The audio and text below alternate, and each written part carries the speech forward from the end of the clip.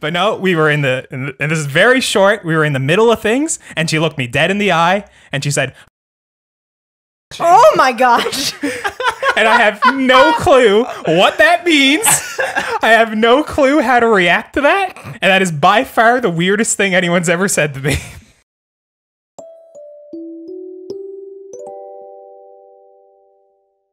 Welcome to your last podcast, the last podcast in the game, but the first you should listen to.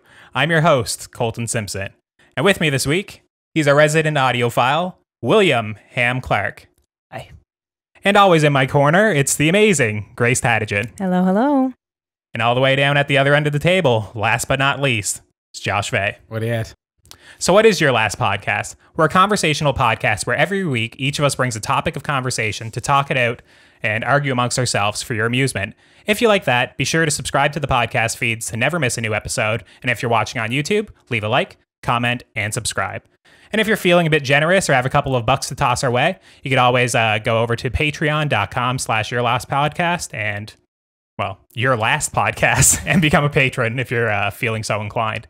So with that out of the way, Ham, what's your topic? All right, so my topic I'm bringing this week is mythical creatures and which ones are most likely to exist in the world, like actually exist in the world and not just be some like bullshit thing. The one that I want to exist is like a lagoon creature because I love Swamp Thing. That's like one of my favorite comic book series of all time. But that's bullshit. That's not gonna happen. This is like less like a mythical creature, but I feel like the idea of like aliens existing is more likely out of anything. And maybe like lizard people. I'll say lizard what do you people. mean? What do you mean by alien though? Like, gotta get real specific with that. Like extraterrestrial or like something from the south or like what? Yeah. Yes. Oh, Yeah. Josh. Jesus. Yeah. Extraterrestrial. Mm-hmm. Just because like I feel like that's more likely of like something that would exist in like our world, and like the fact that they be low key and like, you know, dipping in and out. I agree. Us. I've always believed that aliens are real, but why would you want to come here is my point, right? That's what I've always you thought. take We're one- not that great. You take one fly over this place and go, no, we're going to the next gas station. We're not stopping at that dump. We'll gas up at the next one, right? I don't know. You could say that, but like, there's not that many inhabitable worlds, and like In our solar system. Well, in our yeah. solar system, yeah. And by our standards And as by- well. Yeah. Ooh, Yeah, nice, so, nice like, stuff, yeah. if you breeds like gas, there's 4 planets you can choose from in our solar system Yeah. alone, right? Mhm. yeah, and like, and if they're like carbon based like us, That's the other argument, right? yeah, they'd obviously be looking for like planets with like water, Mm-hmm. you know, inhabitable, you know, environments, Mm-hmm. you know, even though like we've got some pretty shit weather now, but they wouldn't become a Newfoundland for sure. No, they probably avoid this place. I don't know. yeah. Everyone else seems to come here. I wouldn't be surprised if they wanted to stop by for a bit. Yes. Could be buying a hot dog up to Costco in line with you next time you're up there. You never know. Little green man in line getting the poutine combo. I've seen Stranger. Up to God, that's the truth. Anyways, go ahead, Ham.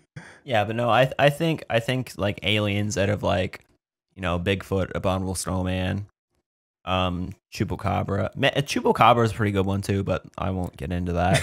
Or what's another one? Nessie. Don't steal them all. Nessie, like those are. Well, I'm not stealing them. I think aliens are like have a good chance of existing. Like they're a good horse in the race here. So you're throwing aliens in with mythological creatures in this. So this is kind of broadening the spectrum a little bit more for me. I wanted to make it more broad than just Okay, like, all right. you know, something you'd find in like fan footage, like. Okay. Okay, that's fair. That's a good way to define it. And plus, like most of this stuff came out around like, you know, 60s, 70s, like people being like doing a lot of hallucinogens. So like, I feel like that aliens probably came along and that fascination along with it around the same time. If you want to make the mythological argument for aliens, you could always just go back to like the pyramids, right? Yeah. Like, Yeah. you know, if you That's want to go true. back there, it's like, hey, there's unexplained things that created the pyramids, unless you think we built them, which I'd say we probably did, but some people subscribe to aliens doing that, which would make it a little bit more historical, at least. Yeah. So, well, it is a funny thing because, correct me if I'm wrong, but are not the Great Pyramids of Giza aligned with certain stars in the night sky? I've heard that. I've heard that as I well. don't know anything about it, but I have heard that. So if that's true, I mean, we got a job to put up a house most days around here now. I mean, you watch a bunch of fellers put together a house. I mean, you go in there and the laminate floor is sliding around like a pair of skis on a mountain. So, I mean, the fact that they whacked those together thousands of years ago without any help would be impressive at best. So there is an argument to be made there. I'm not saying that, the aliens didn't have nothing better to do than come here and whack a few bricks together in a triangular fashion, right? They might have been, seeing what we could do. It could be, maybe. I don't know. Well, I want to sort of angle in what you're talking about. So, like, you're opening it up into outer space. I want to hone it into, like, locally. What do you think is the most likely one that could be bopping around here? And for me, it's the Sasquatch. 100%. It's the Sasquatch. And that is, to me, the most logical, probable thing that could be out there dancing around in the woods. And it's the one that frightens the shit out of me the most. There's so many nights back in, first year university, where Josh and I, we've roomed together, and we'd just be laying in bed having, obviously separate beds, having a chat. Snuggling chatting. He always does this. He turns a nice, clean story into a sexual one. Anyways, go ahead. Anyways, having a chat, like, before we go to bed, and every now and then... Keep going. Every now and then. We'll be gay yet before the end of this conversation. Go ahead. Before you gave him a kiss goodnight, you'd always say. But anyways, every now and then, the Sasquatch would always come up, and we'd just sit there and talk about it, and we could not go to sleep until I'd bring up the old video of the Sasquatch. Like, what is the footage from? Do you remember what the footage? Isn't it from like a place called Cedar Creek or something like that? Yeah, it might be. It's somewhere in Washington State, I'm pretty sure, where that classic 60s footage is where he's strutting down through the woods, right? And he does that little blind spot check over his shoulder, like what I teach the students in car. He does the blind spot check over his shoulder and looks back, and that look he gives you, the way he's moving is so inhuman and unnatural looking, right? Like it's like a feller that got a load in his pants on George Street at 3 a.m. in the morning. Like it don't look natural, right? Yeah, it's pretty weird looking footage, and I remember we used to just keep talking about like, oh, could that be real? Is that really real? And we'd always come down to like, yeah, probably Bigfoot or a Sasquatch is probably the most realistic. And let's sort of make an argument for that. Yeah. So back where we come from, I don't really want to hone in on Goose Bay too much for this, but they actually have a word for it up there. I've talked to a lot of people from like the south coast of Labrador, and they used to call them gorillas. And a lot of people used to talk about like when they were first going up and surveying like Churchill Falls and stuff back in the day. Putting in the transmission line. And putting in the right? transmission line, there was stories of getting this nasty smell and seeing like these big clumps of fur rubbed off on these big spruce trees. Now, it could have been moose or could have been something, but there's always this musky smell that's associated with these stories. And the Aboriginal elders used to say, oh, well, that's the gorillas in the woods. Right? And the boys would be like, what do you mean gorilla? Like, what is that out there, right? Yeah. But no, they used to call them gorillas. And I don't know, it just sort of seems like there's a lot of woods back home. There's a lot of woods in Canada in general that we don't live in. If you had a very isolated population of Sasquatches, I don't call them Sam Squanches. Too much Trailer Park Boys. If you had an isolated population of Sasquatches, say if you only had 1,000 of them in Canada, well, geez, they could be out there for years and not get found, right? You could be out there doing whatever. You never know. There's a lot of places to hide in Labrador alone. I mean, they're great at hiding if that's the case, just because of how connected our world is with drones and everyone with phones in their pockets, and there's no real, clear footage. But yeah, lots of woods out there unexplored, I guess. Yeah, so you also agree Sasquatch? That was mine for sure. I mean, I could probably talk about Nessie a little bit, but that's the one I'd like to be real the most. Yeah, I'd like Nessie to be real as well, but they just seem to have spent so much time looking for Nessie in this one lake that. Well, what's he doing in the lake? Yeah, in the where first is place? Why is he out there? Like, why Got that lost, lake my son. or that lock or whatever they Yeah. call it over there? Like, what's the difference? Why can't you be out there in Square Pond outside Gander or something? Like, why does it have to be isolated to that one Oh, area? there's the Ogopogo Yeah. for Canada. Yeah. And that's mostly logs, isn't it? In every video I've ever seen, that just looked like a log going down. Large sturgeon, I think. Yeah, something like that. Well, it's funny because ultimately this conversation comes down to region. You know what I mean? Like every area has its own, mythologies or folk tales or anything like that, right? And so I'm also inclined to think of the woods. I've always been partial to Celtic folklore and mythology. So I was thinking more of your like stereotypical fairies, like your sprites, your brownies, these little things. And I think the reason that I'm more inclined to believe that these things exist is because, and kind of like some of the things you guys were talking about, they don't have like really strongly magical properties. Like they do, but at the same time, like they're not using them to like go and like cast spells on people like witches or whatever. You know what I mean? It's, they're pretty, simple little creatures who just kind of hide away other than like playing tricks on people, which is kind of what they do when they do interact with humans. And so that was what made me think that's more likely to be What are you talking true. about specifically there? What are you saying? So like, for instance, like a lot of these, like if you've got a brownie in your house, a good way to know is he'll turn your milk sour. Not the kind of brownies I'm used to eating. No, like so brownies are like these little fairies, and if you upset them, they turn into a boggart, which is another kind of creature who's a lot more mischievous, Now, why right? can't they use it like? See, that's where they lose me. Because if you got the power to do anything, why can't you manifest like the 649 numbers or something for Wednesday night? Why do you have to use your magic for evil?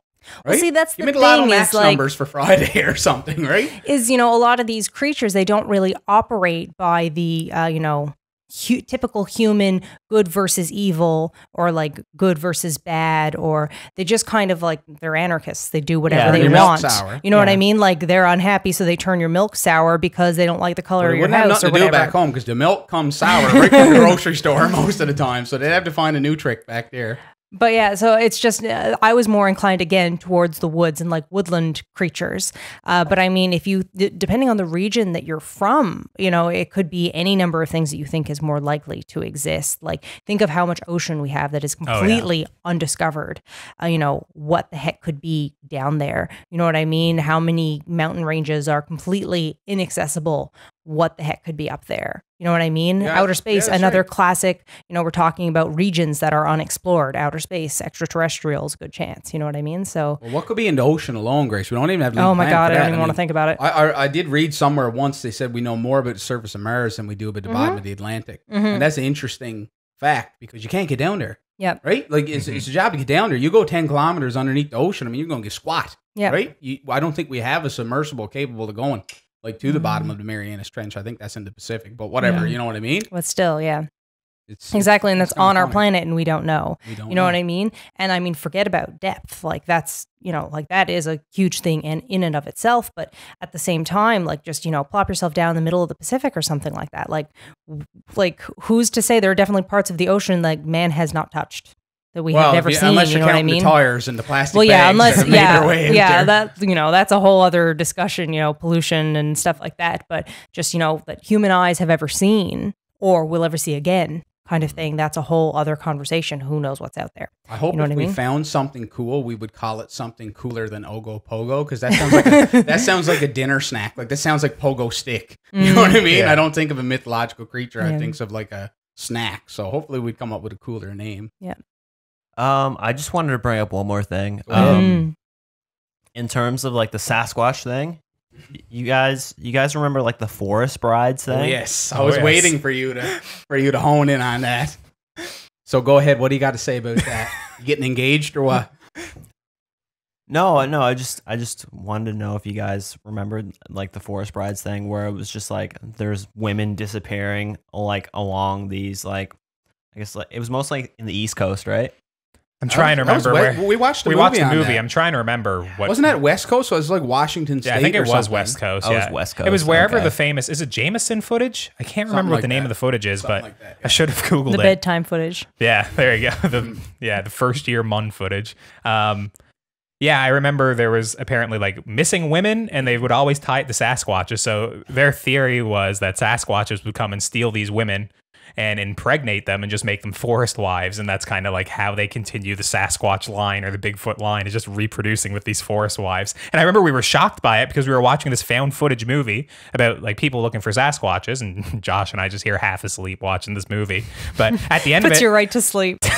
So it ends with people just getting dragged through the woods, these women getting dragged through the woods. We had no clue what was going on. And there was a couple of naked women in the footage as well. We were just like, that's not Sasquatches. What the hell happened to this movie? So then we had to actually do some reading on forest wives or forest brides or whatever they're called. Yeah. Mm-hmm. Yeah. But I don't know. I don't know if I believe in that aspect of it. But I some sort of monkey wandering through the woods. Yeah, well, there are monkeys wandering through woods, just not here. So I don't even think it's that big of a stretch to really think that could there be another type of gorilla or ape sauntering through the woods in North America? Why not? They're down there, you know, they're on other parts of the world in the woods. So is it that big a stretch? I don't think so. No, it's not that big of a stretch. But no, I just wanted to bring that up just because I just wanted you to talk about forest brides because I thought that shit was funny. But no, I think that about sums it up. Like, there's definitely a lot more to talk about in terms of like mythological creatures and shit like that. But like, that'd be forever. So I think we'll wrap it up right now. All right. Well, I guess I'll go next, which very hard shift in tones in terms of going from mythological creatures to just the idea of, well, basically, I'll back up. So how I got to this topic is there's a very popular documentary going around right now called Leaving Neverland, which is all about these two men, Jimmy Safechuck and Wade Robson. And essentially, they've come out with allegations against the late Michael Jackson that they were sexually abused by him. Of course, in terms of Michael Jackson, I think these are stories we've all heard when we were growing up. I mean, I at least remember like rumors of like Macaulay Culkin back in the early 2000s. I remember this picture of him with like the Home Alone picture. Was it with his crotch wet is the one I'm talking about? That's not what I'm thinking. Yeah, there's one where I think it's like Michael Jackson has his arm around him and Macaulay Culkin's crotch is a little bit wet. It was one that like tabloids used to throw up like whenever they were discussing it. But anyways, yeah, so the documentary is very damning. The documentary is very hard to watch. After I watched it, I definitely feel a little bit different about Michael Jackson and his music. But what I kind of wanted to raise with the topic was, should we separate the art from the artist? And do we separate the art from the artist? So in terms of the Michael Jackson documentary, after I watched it, I kind of do believe what the guys are saying in the documentary. I don't know if they're telling the truth all the time. I don't know if they're kind of embellishing certain aspects to make it more dramatic. But I think the core of the story, in terms of they were molested in some degree as they were like between the ages of 7 and 14.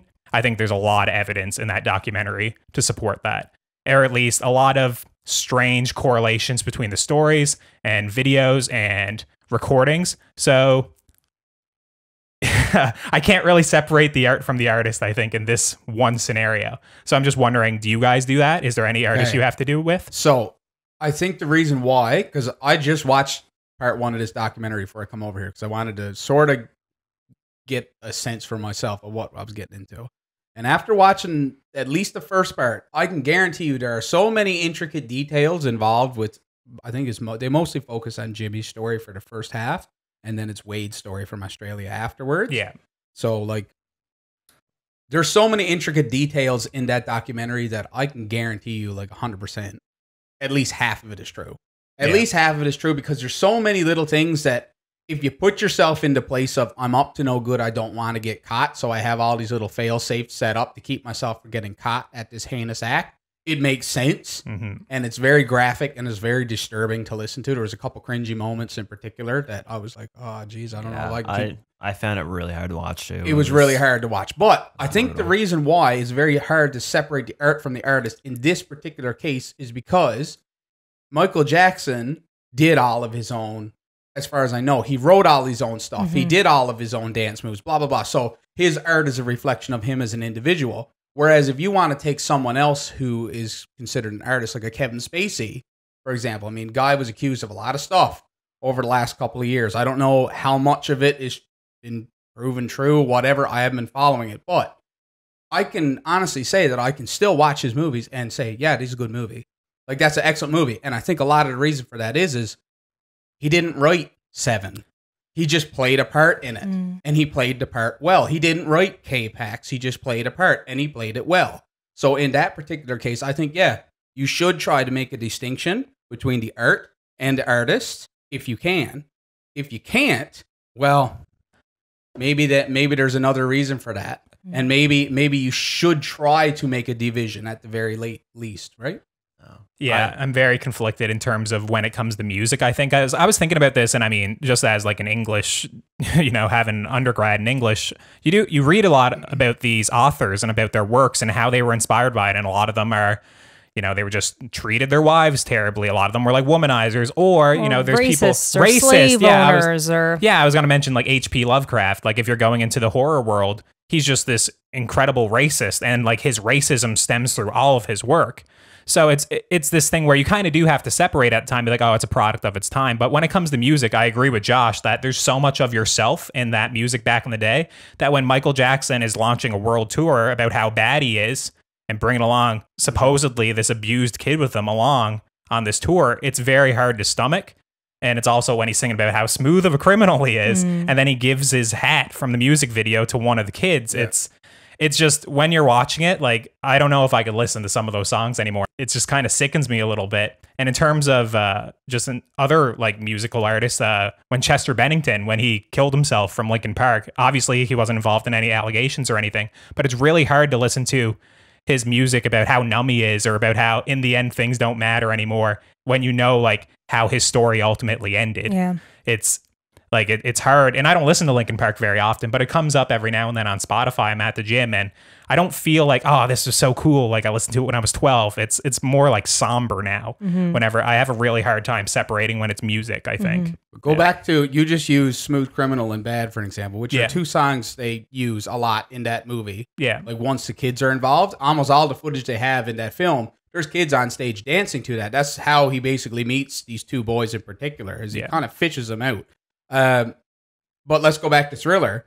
In this particular case, at least from the documentary standpoint, Thriller was, for one of the boys, what got him interested in Michael Jackson in the first place. So let's just make an assumption here that Thriller, and I'm not saying it does, but let's say that song predates all the sexual abuse and predates the first time that Michael Jackson took a dive down that road. Should we not listen to Thriller? Is all the art spoiled, or is it just the ones where you have trouble making the distinction? Because what society has a tendency to do is go extreme. None of it's any good. Fire it all out the window. You know what I mean? So I would never say Michael Jackson isn't good. Like I would never say that. I think he's incredibly talented. A lot of people are doing it right now. I mean, the guy's been dead for 10 years, right? Yeah, there's a difference between his music being good and him being a good person. I think he's not a good. He was a sick man. He was and that's kind of what I think. I think he's not a good person, but I think his music is good, and I think musically he's probably what most people would consider a genius. If you watch this documentary, I was shocked at just the level of fame and celebrity this guy had. I haven't seen anything like it. Like in terms of he's just leaving his house and people are dragging off the back of his limousine, or like people. Like he's walking down a road and there's people on the rooftop surrounding it all over. Like this guy had a celebrity that like that level of celebrity doesn't exist anymore. Yeah. So it was pretty insane. So yeah, I'd say he's probably a genius, but I think after watching this documentary, I think there's way too many things that line up that it just makes me feel like sick to my stomach when I think about certain aspects of it. Ham, you look like you're trying to jump in here. Yeah, no, I was just going to say, like, it is really hard to separate, like, a shitty, like if someone has a big personality, it's really hard to separate that from their art, especially when it's like so tied in. Like Michael Jackson, especially in his later career, like you see like a lot of himself, and like he's like putting in a lot more work in the dance moves, and just like a lot of his dance moves are like inherently like kind of sexual, and that was kind of creepy too. Like you're watching like a 4-year-old boy compete in this dance competition. He's like pelvic thrusting and getting down on the ground and stuff. It's just, when I was watching it the entire time, I was like, this is gross. But I was also like, how the hell where your parents are terrible in this circumstance? Like you haven't finished the documentary, but like. His parents are terrible. Yeah, like, in part 2, it's like even worse. I'm just like, I don't understand how the parents allowed for any of this to happen. Like From what I've seen so far, that's the way he used to operate, though. He had a systemic way of getting the children away from the parents, especially through that whole Neverland thing. But the parents were so infatuated with Michael anyways that they were just willing to go along with it because he was such a star that, you know, they were overwhelmed with the attention that it was almost like it's easy to turn a blind eye. But also, like, psychologically, it makes sense with Michael Jackson himself, because apparently he was abused by his father a lot. So in terms of when he is telling these boys that you don't, basically, you don't need a father. You can treat me as kind of like your father figure. You don't need parents, all that sort of thing. He's probably doing it from a little bit of a sense of he actually feels that way, but there's definitely like ulterior motives at play there, because it's making these kids rely even more and more on him. And in terms of the Wade Robson story, I mean, Michael Jackson is probably responsible for a lot of that dude's career after the fact, because he goes on to like choreograph for like Britney Spears and NSYNC and all that stuff. And I mean, who pulled the strings to get him in there in the beginning to start dancing for these people, right? So I don't even understand how those men would feel about all that. Like, your whole career basically being contributed or attributed to a guy who abused you. Yeah. Like, Can you think of another artist aside from Jackson who's been essentially become a taboo topic with regards to artwork? And like, you know, I'd use Kevin Spacey, but I can't think of another one. Bill Cosby. Yeah, Bill Cosby is another one. Yeah. Chris Brown. Chris Brown, that's a good one. Yeah, Chris Brown right there. And one that I think of that kind of is the opposite a little bit is back in, gosh, when was it? Early 2000s, when the Dixie Chicks, and now I grew up listening to the Dixie Chicks. I love the Dixie Chicks. Yeah. They came out at a concert in, I want to say England, don't remember. And they said, you know, we're from the great state of Texas and we're embarrassed to be from the same place that George W. Bush is from, because they were very against the war. They were against what was happening post 9/11. It was a very divided community in the United States. And people lost their minds. They got death threats. There were like rallies, people burning their CDs. It got, you know, it was dangerous. I'm pretty sure they had to like end their tour. Like, it was, people were absolutely livid, and they were saying they were un-American for doing this. And so they followed up with an album.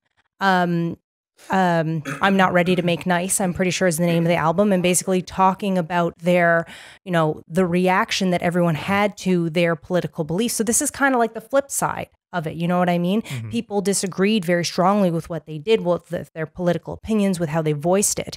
And so they came out and they made art to, you know, express what they had just been through. And so obviously that continued to alienate some people. And obviously this is not the same thing as child abuse. Like, there's, but it's another case of separating the art from the artist. And when you first brought up this topic, the first thing that I thought of is, and I don't remember who said this, and they definitely said it better than I did, but you vote with your money. So if you continue to buy Michael Jackson CDs, after, I know I'm dating myself, but if you continue to buy Michael Jackson CDs or download it on iTunes or whatever, or put any of your money towards this, you are supporting financially a person who has done these things. Yeah, or at least an estate in this circumstance. Exactly. Yeah, you know what I mean? Yeah. So like, I can understand, you know, in that case, I will never put money towards someone who has done something that I disagree with strongly. Will I continue to buy Dixie Chicks albums? I mean, if I was still, you know, a big fan, hypothetically, yes, I would still buy concert tickets or whatever. You don't have a cabinet right solid full of them.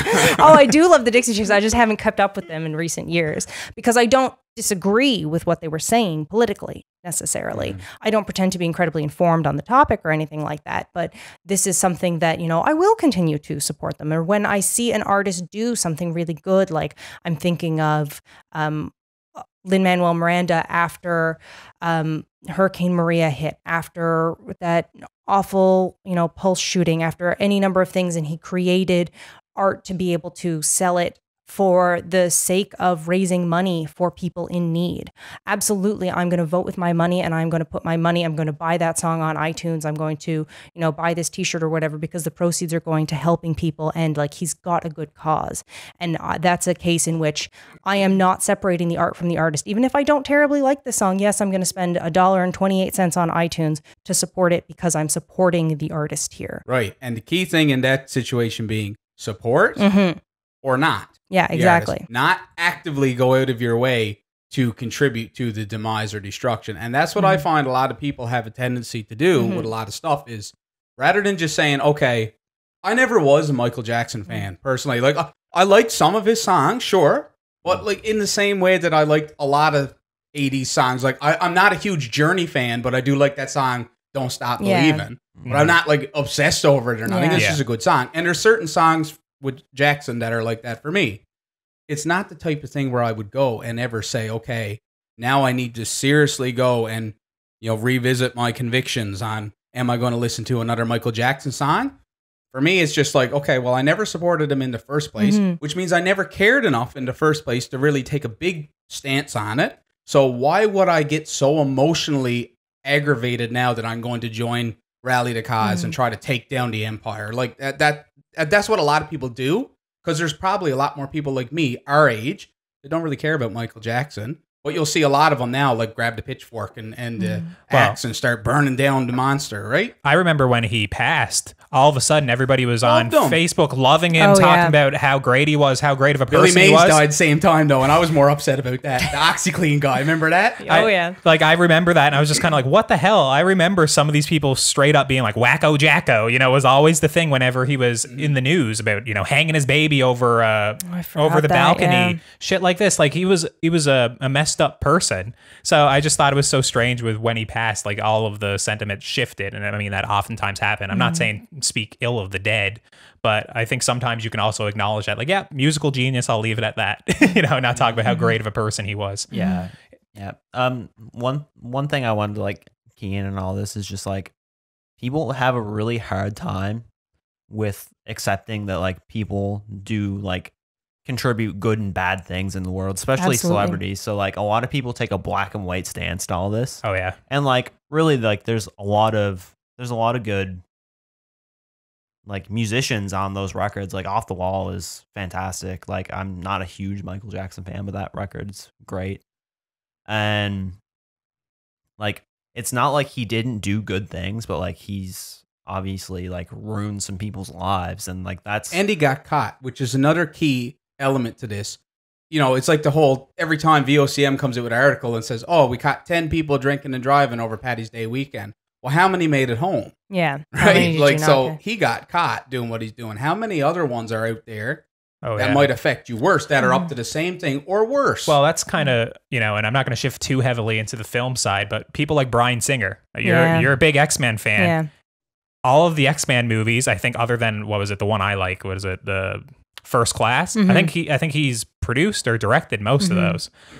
He got kicked off of Bohemian Rhapsody because there was a news storm coming towards him that he was involved with molesting children. And if you go watch the Oscars, I mean, Bohemian Rhapsody won so many things. His name was stripped from everything. Not one person thanked or mentioned him the entire time. And it's just to save face. People like Harvey Weinstein, who up at this point, I think he's charged or, accused of like sexually assaulting like upwards of 50 women. I have a number of Harvey Weinstein movies over there on my shelf that every now and then when I throw them on, I'm like, oh shit, yeah, this is done by, the Weinstein Company, because it's a Quentin Tarantino movie, and most of his movies were produced by Harvey Weinstein. So when I watch that, it doesn't sour the movie for me most of the time, but there is a level of, oh yeah, this guy was everywhere. This guy was huge. And that's the other really challenging thing is there is very little art that is produced, with one person doing it. You know what I mean? Like anything that gets big enough for people to know about, like there is bound to be at least one terrible person on every single movie that has ever been made. You know what I mean? Yeah. Someone who, is, a racist, a sexist, hit somebody, hurt someone. You know what I mean? There's bound to be bad people involved in everything. So you cannot say, I will not partake or enjoy in any of this art because, the guy who did the lighting design on this movie is a bad guy. Like you'll never enjoy anything ever again. But when it comes to something like, and the argument was made earlier, Michael Jackson, who, he wrote his music, he sang his music, he composed it, something like this. It is him. It is him. It's him. That's a case where it's a lot easier to just say, no, I'm going to say no to this. Like, I'm not going to lie, when it comes to Baby Driver and Kevin Spacey, it is a little bit uncomfortable to watch the movie now, just in terms of, I think he was accused of molesting like 7 boys throughout his career. And, he hasn't, as far as I know, he is not convicted. He's not guilty. I mean, in terms of social media, he's guilty 100% because, I mean, you're accused of anything nowadays, you're guilty by Which most is wrong. people. Which is wrong. And I would be inclined to agree with that, but that is what happens nowadays. But it does make it harder for me to watch Baby Driver when he's talking to Ansel Elgort the entire movie, talking about how much he has power over him and how he's his baby and all this stuff. It's very odd. But I do agree that basically what Josh was saying right in the beginning with Kevin Spacey, he's still a great actor. In terms of his roles, there's a writer that wrote it. There's probably a script supervisor on set that are adjusting his lines. He probably had acting coaches. He probably had directors changing and tailoring his performance. He is a great actor, but there's so many people behind the scenes that helped him bring out that performance. Now, there are certain performances that I do kind of feel like they're 100% Kevin Spacey. And I feel like Frank Underwood is probably a very good, that's what Kevin Spacey kind of envisions himself in his head type of role. And I mean, his video he put out there in December, Let Me Be Frank, is just kind of even more example of that, I think. But it was a good role. I don't know if I'd like someone like that in my life, but I think in terms of that, I could keep talking about separating that from the artist. I have a bunch of people, J.K. Rowling's Twitter things that annoy me, but I still think Harry Potter's great. There's so many different artists, but I think we should move it along, I guess. So moving it right along then, in conjunction with this, we can sort of move into my topic, which is, I'll get into why I chose it sort of after I introduce it. What are we going to do as a society with all these people? What do we do with them? Do we lock them away and throw away the key? Or do we execute them? Do we, I don't know, put them on a spaceship and send them to Mars? What is the correct solution here? Right? Marry them off to Sasquatches. Yeah, Sasquatch wives, a couple of years of that. You'll change their tune. You'll change your tune. But no, the reason why I sort of wanted to talk a little bit about what everyone's view is on capital punishment or the death penalty is just basically because here in the media here lately, locally, there's been a couple of people that have gotten life sentences here in the last little while. And the most recent one is Trent Butt. And for those of you who are not familiar with that story, has anyone heard anything about Trent Butt? I read up on it, when you mentioned it. So essentially what happened is, through the jigs and reels, he murdered his daughter as a means of getting back at his ex-wife. To make a long story short, that's what he does, what he did. He murdered his daughter to get back at his ex-wife. Now, this little 5-year-old girl, I think her name was Quinn. Yeah, I think she was 4, and I think she might have been the ex-wife from a previous marriage. I think. Not sure about I'm not sure I'm not either. positive. I thought, but I thought it said it was his daughter, but it could be. It could be wrong. But I mean, I don't have youngsters, but I think it's an instinctual thing in pretty much everyone that you don't hurt kids. You don't do anything in any way. Yeah. Leading off the Michael Jackson thing, what makes the Michael Jackson thing so disgusting is that it involves kids.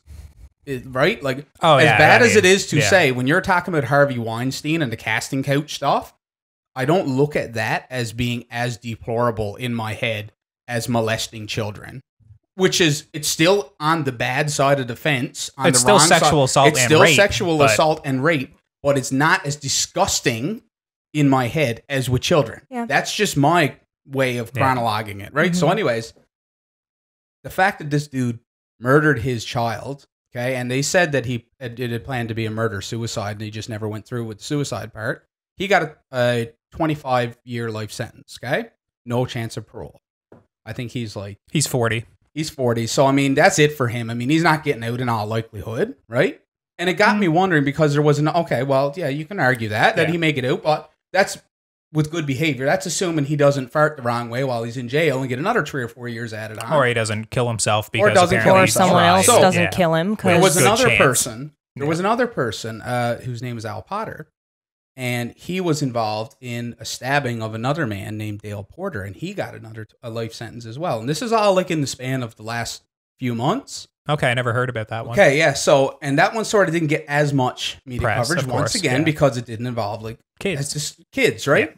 But it's still a bad thing, and it sort of got me wondering, what is more humane? Locking someone in a room, and I'm not saying these people don't deserve to be punished, but what is more humane? Locking someone away to just get them out of sight and out of mind, right? And it's essentially your life is over, live in misery, or just executing them. What would I prefer? If I had to be handed a life sentence without the possibility of parole, what would I opt for? To do my time and live with myself every day with as little to no social contact as possible. Because most of these people, if you're getting a life sentence, you're going to max, for one. Which means when you go to max, most of the time you start out in isolation. So you're by yourself, isolated from Gen Pop. I mean, I can't imagine a worse form of torture than being inside four walls day in, day out with no stimuli whatsoever. So is it less humane than just saying, we're going to execute you and we're going to do away with you? What do you think? So when you first posed this question, I think you said, what is more merciful? Mm-hmm. And I think that this was a really interesting way to frame this question, because most of the time when you get asked this question is, Well, you're talking about when I brought it up in the group chat. Okay. Yeah. Because most of the time is it, are you for or against capital punishment? But the idea of it being merciful or humane, I think that's a really interesting way to put it, because instead of, you're putting yourself in the, guilty party's shoes as opposed to the external, because most people, when they're talking about capital punishment, they're thinking like, could I flick the switch? Could I do that to another person? But you're asking from the other point of view, like if you were in that case, what would you prefer? And I think that that's a really interesting way to put it, because, I'm not exactly sure of my answer either way, but it's just a refreshing way to look at the question. And I think it really asks us to look more closely at the prison system. Mm-hmm. And you're talking about punishment and the role of the prison system. I mean, it's the penal system. You know what I mean? The intent there is to punish, and should that be the role of the prison system? You want me to give you what I think, so that maybe that'll I want to hear more. So I do think, personally myself, that there should be capital punishment, and the reason why I think that is because the system that we have right now is based off of the fact that everyone is able to be redeemed. Mm-hmm. Everyone is redemptive. That's the philosophy of it. You do your time, you pay your debt to society, back you go onto the street. Now, here's what happens in reality. Once you go to jail, whether it's for drinking and driving or for the worst possible crime you could be convicted of, you have a criminal record. And good luck participating in anything that's worthwhile doing in this country. At least you will never get a really good job. You will never be able to really, like, if you're accused of a sex crime, that is going to follow you for the rest of your life. You'll have to go through hoops and bounds every time you move into a new community. Every time, there's going to be restrictions on you, left, right, center. You won't be able to travel to the United States or certain other countries.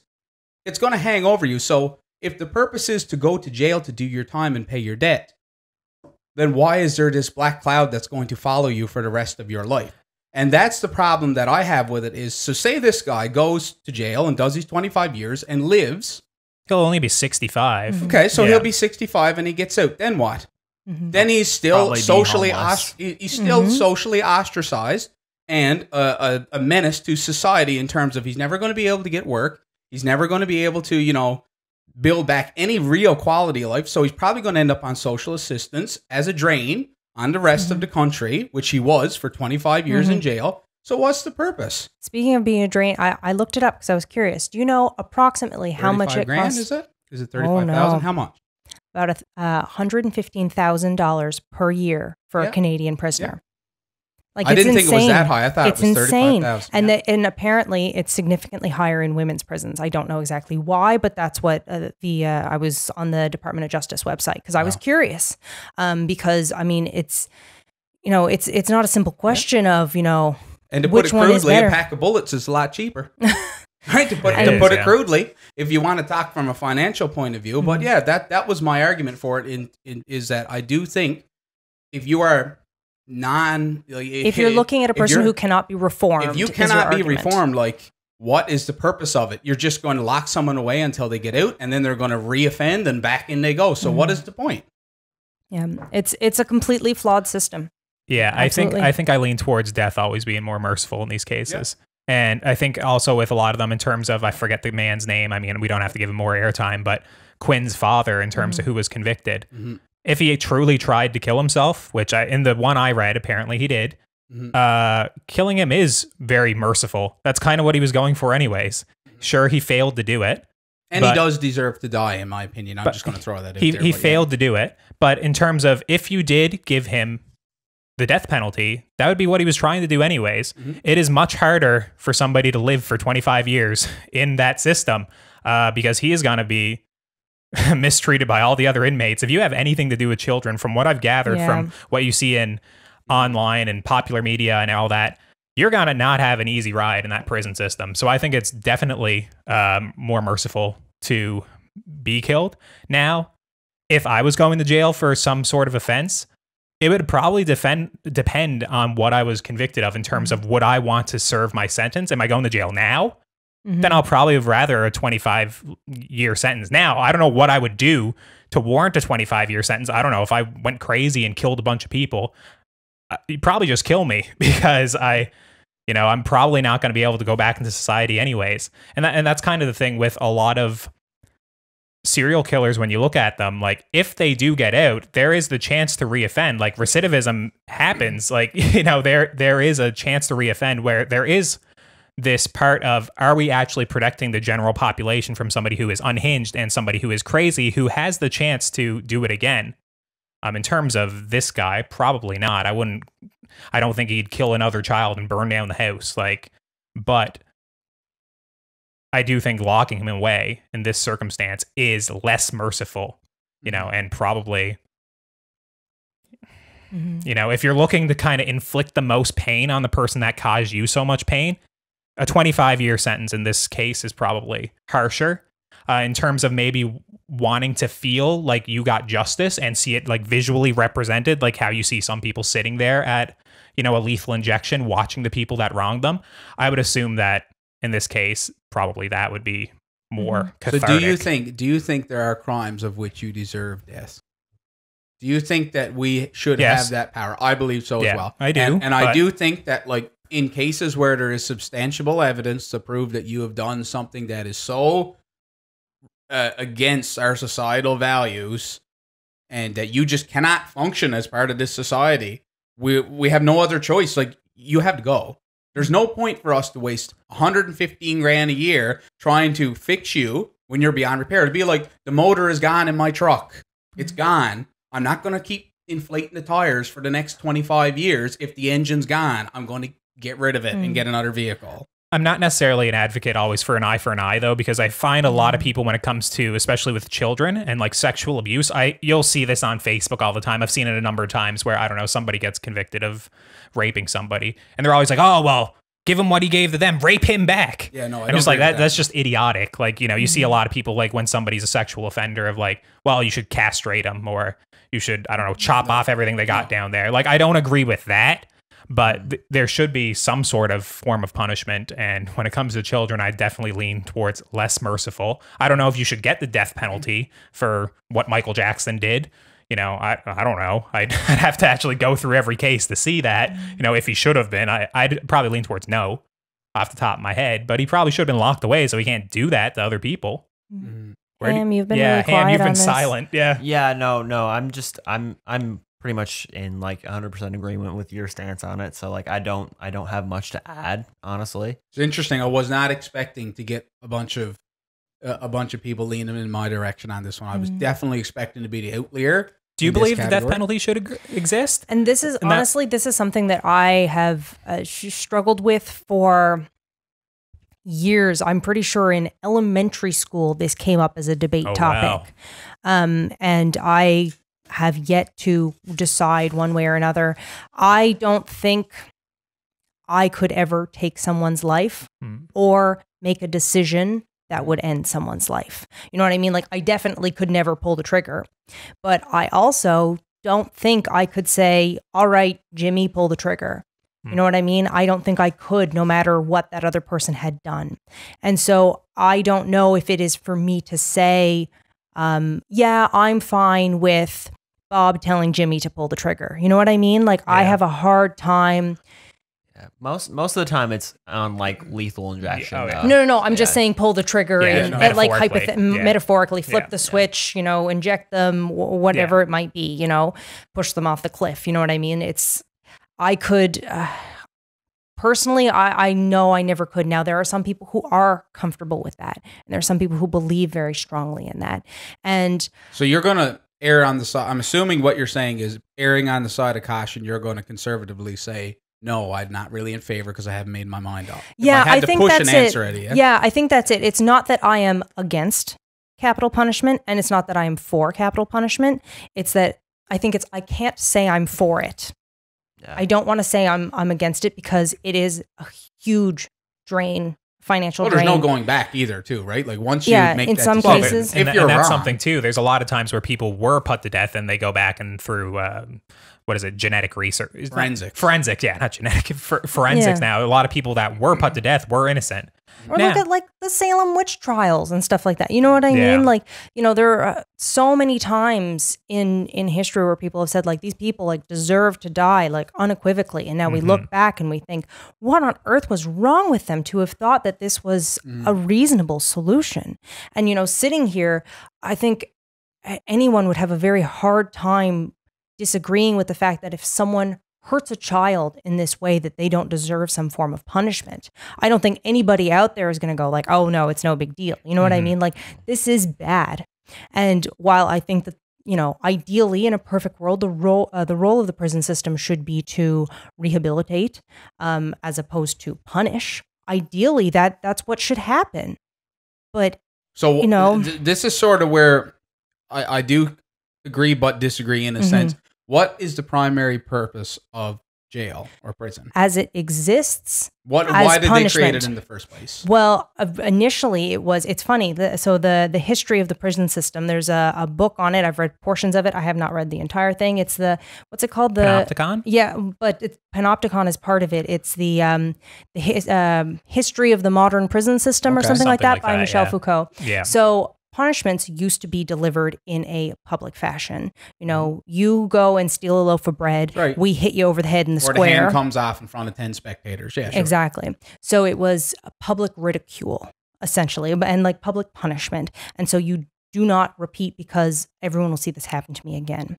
The privacy of the prison system does not have that same deterrent effect. You know what I mean? So while the goal of the prison system, you know, I think most people would say is to keep these bad people away. Yes. Should that be the goal of the prison system is my question. No, it should not. But as it currently stands, the primary reason why I think that jail still exists and prison is you can't function right now. Exactly. It has been determined by a jury of your peers that you are not acceptable. You're not a good fit. You're a square peg in a round hole. And this is where we're going to put you. Right? While we try to trim your edges off and make you round so you'll go into peg like everyone else, right? So in terms of that, I don't know how you can modify the system to incorporate reform in society when the very point of you being there in the first place is you can't work in, you can't function in society. How can I teach you how to function in society without society being involved here? There are a few cases of it actually working, like This is going to be funny because it's like a lot of like Swedish, Finnish. I was going to say. All of those prison systems. Like there's people like, I'm going to bring up, there's this guy that used to make black metal records and like he went and ended up killing people because he was aligned with like neo-Nazi values. And like through the prison system, like eventually like he reformed himself. He changed his ideas. And like he's like working towards like making an actual life and like contributing to society as opposed to like just being a big bag of shit, I guess. Exactly. And I think that's wonderful. And I think that should be the goal. And there's a lot of, you know, stuff like that exists in these Scandinavian countries, like education and, you know, climate regulations and recycling initiatives and all that kind of stuff, that they're so much further advanced than we are here in North America.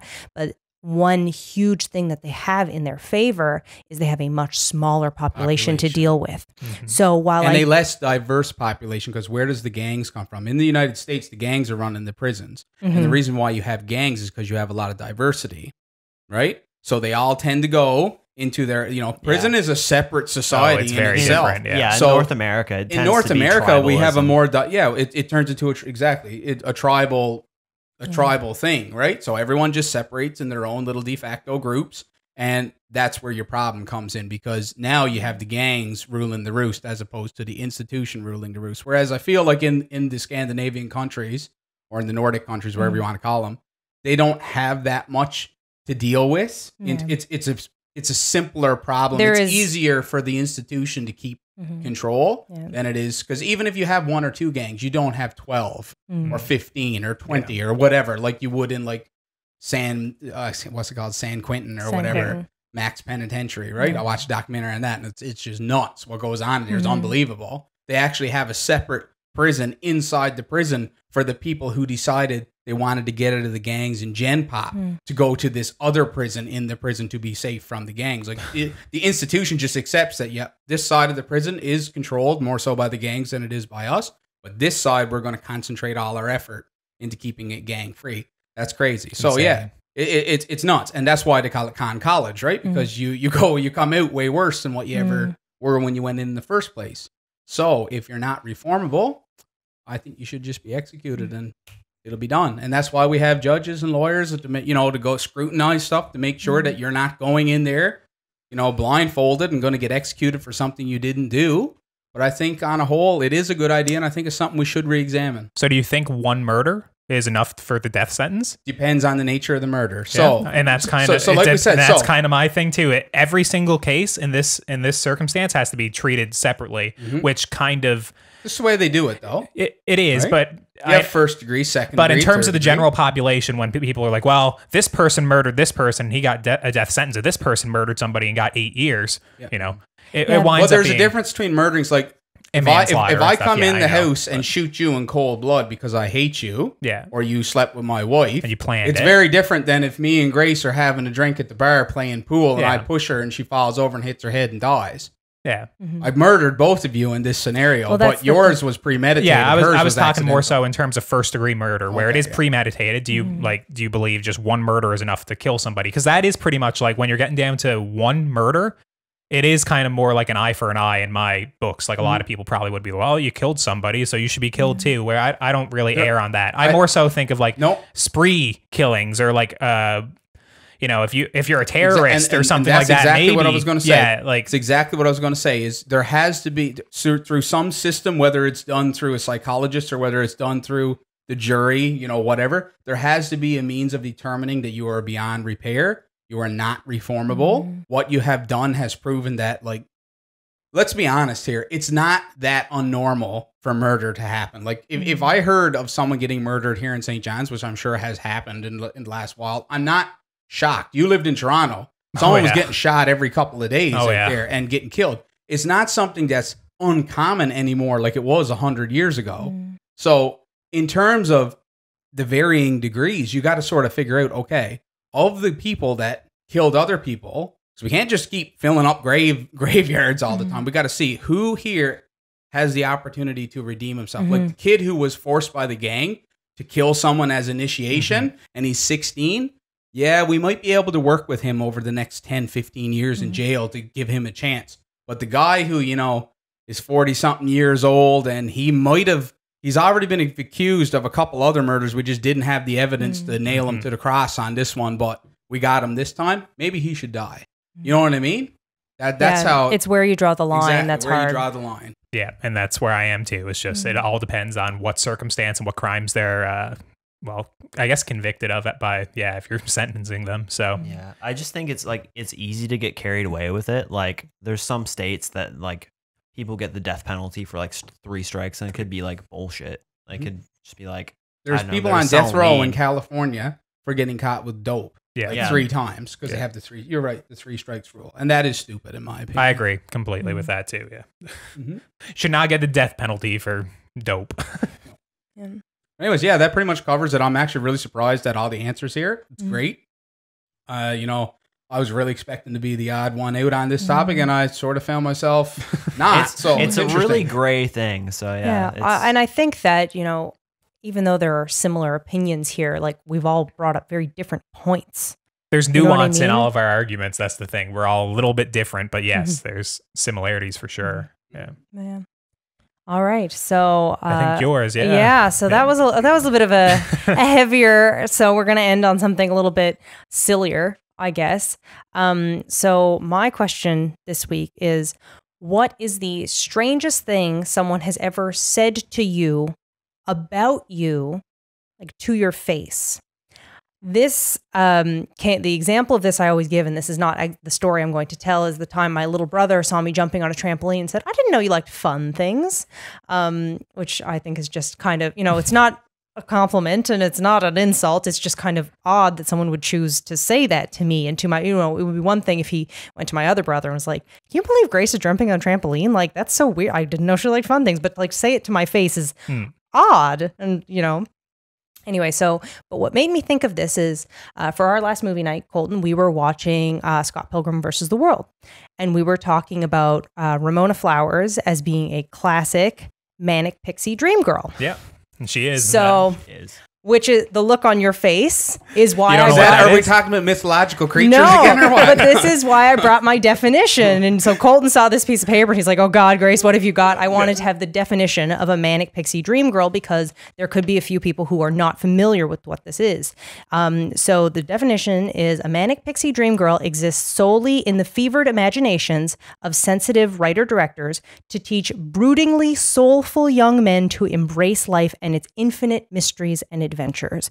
So basically, a manic pixie dream girl is there to advance the plot and listen to the monologues of a male main character. She typically doesn't have a lot of personality. She, you know, you don't really know much about her other than, you know, he thinks she's beautiful and he comes alive when he meets her, and she changes his life in a way that, you know, she doesn't actually have to do anything. She's just there to look pretty while he's doing it, essentially. They're quirky. They're always attractive. You know? Yeah, typically, like, you know, they're quirky, you know, they're a little bit different. They don't necessarily have a lot of female friends. Oftentimes it is what's happening. They're a loner type pretty much all the time. Yeah, exactly. So someone once said to me, I was running around I was working my camp job that I run in the summers. And I was dressed nicely because I believe we were going to like a banquet or something with all the high school kids. Anyway, so I'm literally running around campus and I'm wearing a dress and high-heeled shoes. And I think I've got like a clipboard in one hand and like a walkie-talkie in the other or something like that. And I'm literally sprinting around in these high-heeled shoes. And then I meet up with somebody who, you know, I was on staff with. And I'm like, "Okay, do you have this? Do you have that?" Making sure everything's okay. And he stopped and he looked at me. He said, "You know, you're kind of a manic pixie dream girl." And I was like, I don't think that's a compliment. I think I would have knocked it out right on the spot. That's a bit so rough. his argument there was essentially, you are here doing all this kind of behind the scenes work or making sure, like, I guess for lack of a better word, the plot advances. You're there, you know, literally running around in high heels, which is like an odd thing, you know, like you're being this quirky, unexplainable female character who is not the focus of the attention, yet is always there, is kind of what he was. Missy in Jurassic World. Yeah, which was kind of hit. Well, no, I wouldn't call her a manic pixie dream girl. Yeah, if she had purple hair and was. No, that was the one I'm talking about, the high heels. Yeah, you're talking about Claire, yeah. No, I wouldn't call her. She has too much agency. That's the thing. She actually drives the plot a little bit in Jurassic World. Like downward, but yeah. Yeah, if there was somebody who was a little bit more off to the side. I was trying to think of an example for you, but I can't. Like, have you seen 500 Days of Summer? Summer's pretty manic in that movie, but she also has a lot of agency. So what about Missy in Superbad that the boys buy all the drinks for? I haven't. You remember that? Seen that movie? Emma Stone in that movie, isn't it? I think so. Yeah. I haven't seen it in ages. She's only there for a bit, long enough to. What examples you got there? The term was coined for Kirsten Dunst's character in Elizabethtown, which I haven't seen. But we said Ramona Flowers from Scott Pilgrim versus the World was a good example of it. Anyway, I'm a bit confused, Grace. So, like, are these characters you're talking about? Are these like the TNA characters that they just throw into movies for like audience appeal? But they're typically a main character is the difference. It's not like some background. It's not like the quirky best friend, happening in the background. Is it just a hot chick we're talking about that doesn't really have any point it is in the story? It is a hot chick, but also a weird hot chick is the distinction. So she can't just be hot. She has to have usually it's like a weird colored hair. Mm-hmm. Usually have a weird quirk about them. Like, I don't know, maybe they always speak in threes or something, or they're almost always wearing like a patterned dress. They're strange. I don't know if you've seen the movies because they're in a lot of like indie movies. They're in a lot of indie movies. They're basically just there for the male to project what they want. They're there for the main character to be kind of like a lame dude, and for them to constantly like boost him up and listen to all of his problems, and then also probably sleep with him. So I think that was another thing of like me in the capacity I was working in is I was always there to like listen to people and go, okay, well, this is what you should do next, and point them in the direction and make sure everything was moving forward. So I understand where he got that idea, but saying that to me was like, I can't believe you just said that to me. That's pretty rude. Anyway, so that was what, our conversation about the Manic Pixie Dream Girl character of Ramona Flowers made me think of that topic. And I was like, what is something strange that someone has said to you to your face that you don't necessarily know how to react to, basically?